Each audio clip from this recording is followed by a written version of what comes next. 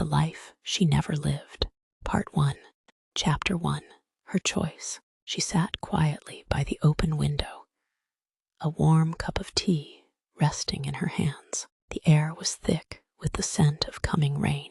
She loved that smell. It reminded her of simpler times. As a child, she would run barefoot through puddles, laughing until her clothes were soaked, and her mother called her back inside.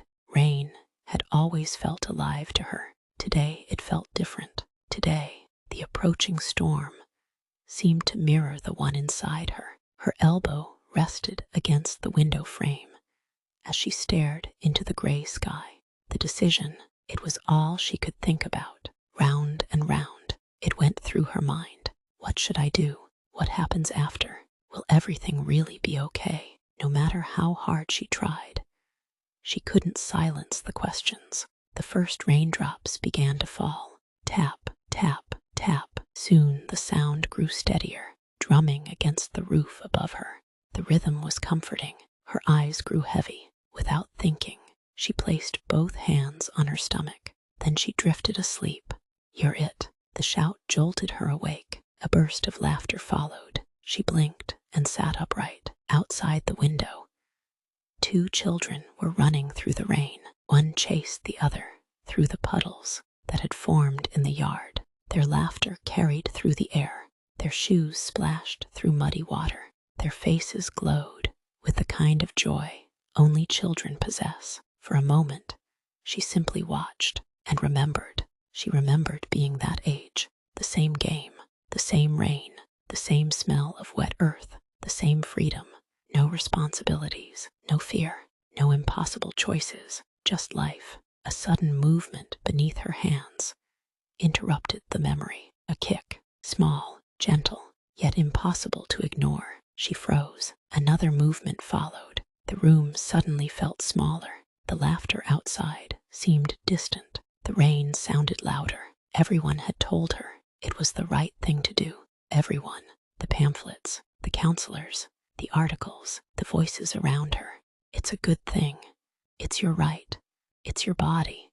It's your choice. You'll be fine. Those words echoed endlessly inside her head. Day after day, week after week, she repeated them to herself until they almost sounded true. Almost, but something inside her refused to agree. Something deep, deeper than logic, deeper than fear, deeper than all the arguments she tried to tell herself. It was simple. A body, a thing. Separate the thing from the body. That was how it was explained. That was how everyone talked about it. Once separated, life would go back to normal. Everything would be okay again. Everything would be erased. Back to normal. Back to freedom. Back to life. She repeated those thoughts like prayers. But every time she did, something fought back. The feeling only grew stronger. The movement inside her only became harder to ignore. It wasn't just emotional anymore. It was physical, real. The kicks, the movement, the presence. She could feel it, and no matter what words people used, no matter how carefully they explained everything, she couldn't escape the truth that something inside her was crying out, warning her, begging her, telling her that things were not as simple as they seemed. The rain continued to fall. The children continued to laugh, and for the first time, she admitted something she had been afraid to say out loud. She was terrified, not of tomorrow, not of what people would think, not of raising a child. She was terrified of crossing a line she could never uncross, a line that existed somewhere deep within every human soul.